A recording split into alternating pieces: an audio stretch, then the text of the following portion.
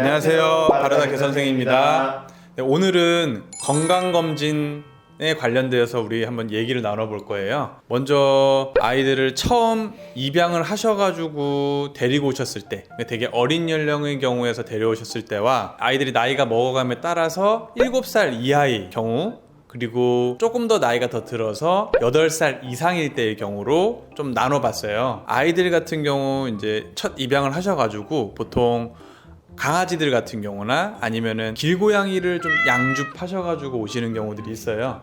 그런 경우에 어린아이들 같은 경우 건강검진 할 때 먼저 보호자분과의 문진을 통해서 활력, 그 다음에 식욕, 배변 상태랑 그 다음에 배뇨 상태에 대한 저희가 이제 문진을 하고 난 다음에 처치대로 저희가 옮겨서 기본적인 신체 검사를 진행을 해요. 먼저 처음부터는 이제 눈 상태, 안구 상태부터 시작해서 귀, 그 다음에는 콧물 흘리는지, 그 다음에 비강 상태랑 구강 상태부터 시작해가지고 전반적인 이제 피부 상태를 저희가 체크를 합니다.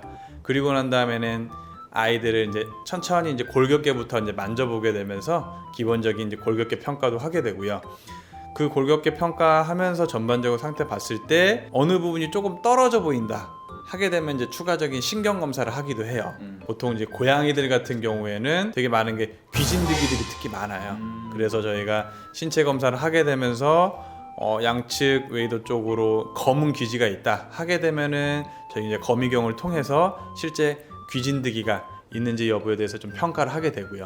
그 외에는 진짜 콧물이 많이 흘린다거나 아니면은 구토 병력이 있다거나 아니면 이제 설사 같은 증상이 있으면은 저희가 추가적으로 전염병 키트 검사를 한다든지 아니면은 설사를 하는 경우에 이제 원충 키트 검사 같은 것도 진행을 하기도 해요. 그거는 신체 검사 후에 보호자분께 이제 말씀을 드려서 진행하는 부분이기는 해요. 예방 접종에 관한 내용은 이제 여기 이렇게 띄어져 있거든요. 네. 여기 이제 박사님이 이제 설명해 주신 그 영상을 참고해 주시면 될 것 같고. 맞습니다.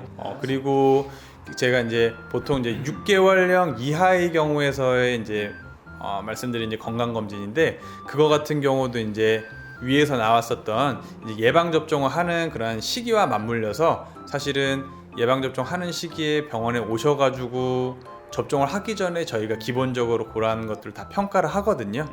왔을 때부터 이제 청진부터 시작해가지고 기본적인 체온, 이제 호흡수 같은 거 같이 보면서 6개월령 중성화하기 전까지는 저희가 그렇게 평가를 하게 되고, 중성화를 할 때는 아까 여기 나오겠지만 이제 이쪽이에요. 여기 나오겠지만 기본적인 저희가 혈액 검사, 그 다음에 방사선 검사를 통해서 기본적인 지금 검진에 대한 평가가 좀 진행이 돼요.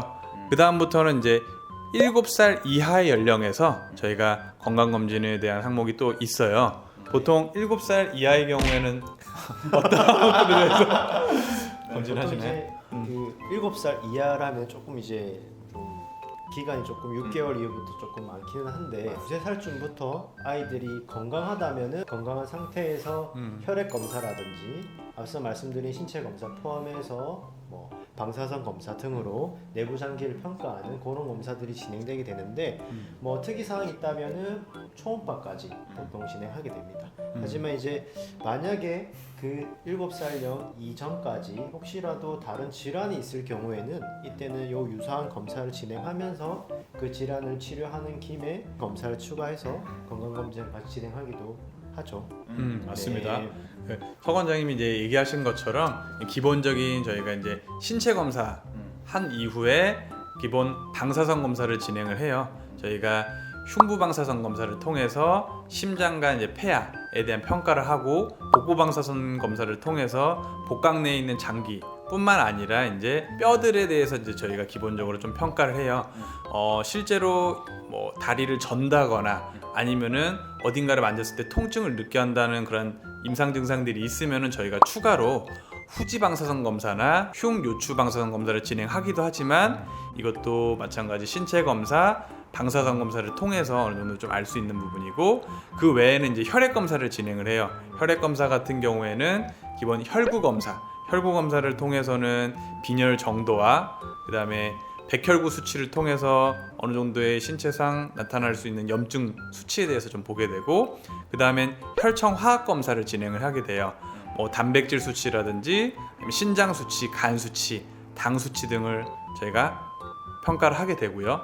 그 이후에는 전해질 검사, 그런 것들이 이제 신체 상태가 나빠지게 되면은 불균형의 상태가 오게 돼요. 그래서 이 부분도 저희가 같이 평가를 하게 되고요. 그 다음부터는 초음파 검사를 진행을 하게 되고요.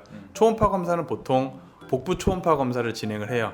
말씀드렸던 것처럼 복강 내에 있는 장기, 뭐 간부터 시작해서 담낭, 위장관계, 그다음 뭐 췌장, 비장, 뭐 신장, 부신, 뭐 방광 포함해가지고 다양한 복강 장기들에 대한 평가를 이루어지게 돼요. 이거는 혈액 검사상으로 우리가 알 수 있는 기능적인 수치 외에 구조적으로 선천적인 이상이 있는지 아니면 후천적으로 어떤 문제가 생기진 않았는지를 보게 돼요.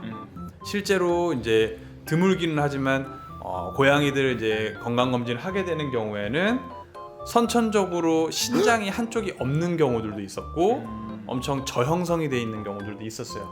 그런 것들은 사실은 기본적인 혈액 검사인 이런 기능 검사를 통해서는 알 수 없는 부분이라서 좀 중요하다고 생각을 하는 부분이에요. 그리고 복부 초음파 이제 끝 무렵에는 저희가 이제 방광 천자를 통해서 요 검사까지 진행을 해요. 요 검사를 통해서는 이제 단백뇨 유무, 그 다음에 방광 내에 있는 염증 유무, 그 다음에 요 비중까지 해서 이렇게 해서 기본적인 건강 검진을 좀 진행을 합니다. 이제 건강 검진 전반에 대해서 설명을 잘 해주셨는데 제가 생각한 약간 팁 같은 느낌은